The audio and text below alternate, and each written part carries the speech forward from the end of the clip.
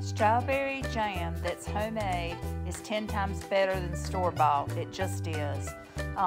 If you make it one time, you'll get over any kind of phobia or fear, and you start with the freshest strawberries. And also a box of Sure Jell. The MCP or the regular Sure Jell, they both have the instructions for all kinds of jams and jellies, including, on the other side, a freezer jam that you don't have to put in jars. And both of them are delicious. I've made both, and you can too. I'm going to show you how. Today we're going to make the cooked jam recipe. You can do this. You just need some jelly jars, a large pot, water, strawberries, and sugar, and a box of Sure Jell. Let's get it going. Here I have 8 cups of strawberries that I put in my blender, and I've got a really nice Vitamix blender. Blendtec as well is a good blender as well, and it will just make puree out of these strawberries in no time. If you do not have a blender, you're going to want to chop them really, really fine, and you'll probably have a little bit more bits of strawberry in your jam, but I like mine smooth. You can do this however you'd like. The 8 cups will yield about 5 cups of puree. We're going to boil our jelly jars, and you use long tongs, and I boil mine for 10 minutes in hot water. If you go ahead and prep your jars first and put them to the side, it's a lot easier, and then you'll have everything ready to go once you get your jam ready. Now this recipe will make about 11 cups of jam, and that's leaving about an inch from the top where the rings are so that you have some head space. So I prepared, I think 8 of these jars and 2 of the pint jars, which is 2 cups.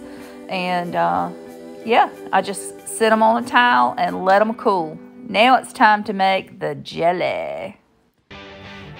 You take the 5 to 5.5 cups of puree, 1/4 a cup of lemon juice, and we're going to mix in that box of Sure Jell.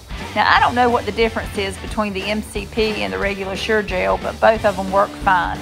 Just sprinkle it in lightly and stir it in. And if there are any clumps, just take the back of your spatula and beat them against the side. And this is easy, y'all. Just put it all in there, blend it up. Then we're going to heat it up. All of these directions are right on the direction packet inside the box. Just read it over before you do any of this, and it makes it so easy.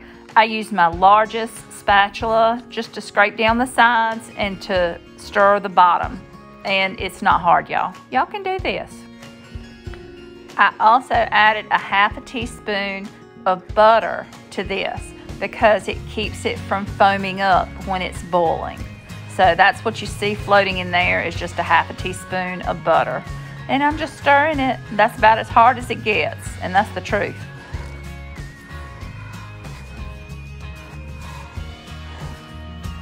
You'll start to notice steam coming out, and this is where I make sure I'm stirring the bottom diligently. And I just don't leave it, but this doesn't take long, and you'll start to get to boil. Then you want to cut it off.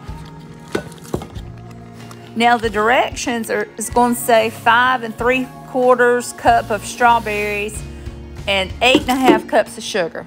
But I put anywhere from 7 to 8 cups, and I have about 5, maybe a little over 5 cups of fruit. And you just stir it in at that point after you cut the heat off. And then we're going to bring it back up to a boil and cook it for just a few minutes. What I'm doing here is just stirring in the sugar. I've turned the heat back on medium-high, and we're going to bring it back up to a boil. And at that point, we're going to time it. It takes a few minutes, and you'll have a rolling boil. And at this point, you set the timer for how long you want it. I like mine a little thicker. I do it for 4 minutes. You can do it for 1 to 2 minutes if you like your jam a little looser and more spreadable. But I like mine a little thicker. So make sure you're stirring now when it's boiling. and then we're going to cut it off and put it in the jars. It's about that time, y'all. One piece of equipment I want you to have is this jar lifter. It's not expensive. You can get it on Amazon. See how easy it makes and safe it makes working with these with boiling water. It really is something that you need if you're going to be putting up jams and jellies. So make sure you have that. I'm going to tell you what I did to get these jars boiling.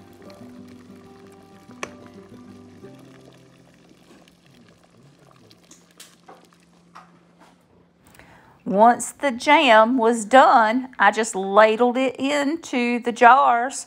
I left the space where the rings are. I put the lids and the rings on, tightened them up, and you put them in boiling water for 10 minutes. And after it's done, I take a paper towel and just loosely get any kind of extra water off of it. Now, one thing before you put the rings on it, if you spilt any kind of jelly or whatever, I just take a clean paper towel and go over it with a little water before I put the seals and the rings on. You just want to make sure there's nothing obstructing that seal. And when you take them out after processing them for 10 minutes, that's when you want to listen because they're going to pop. And you can tell, I don't press mine down until after about 15 minutes. If they haven't sealed, I'll press mine to see if they have sealed or not. And you can tell there's a little indentation on the top. And it's so much fun when you hear it popping. It'll go pop. You'll have a little left over maybe. I was a little too, I put the extra that I had in a pint jar that I had prepped, and I'm going to show you how wonderful this jam is. Now I like mine a little thicker, and after it cools it'll get thicker than this because I keep it in the refrigerator when it's open, but it spreads wonderfully and it's so delicious, y'all. This jam, once you make homemade jam, you'll always make homemade jam, I'm telling you, and then you can expand on the different types that you want to make. But ooh, let me give you a bite of this. Oh, it's so good. It's so good. Thank you so much for watching. I appreciate y'all. Love ya. Subscribe now. Take care.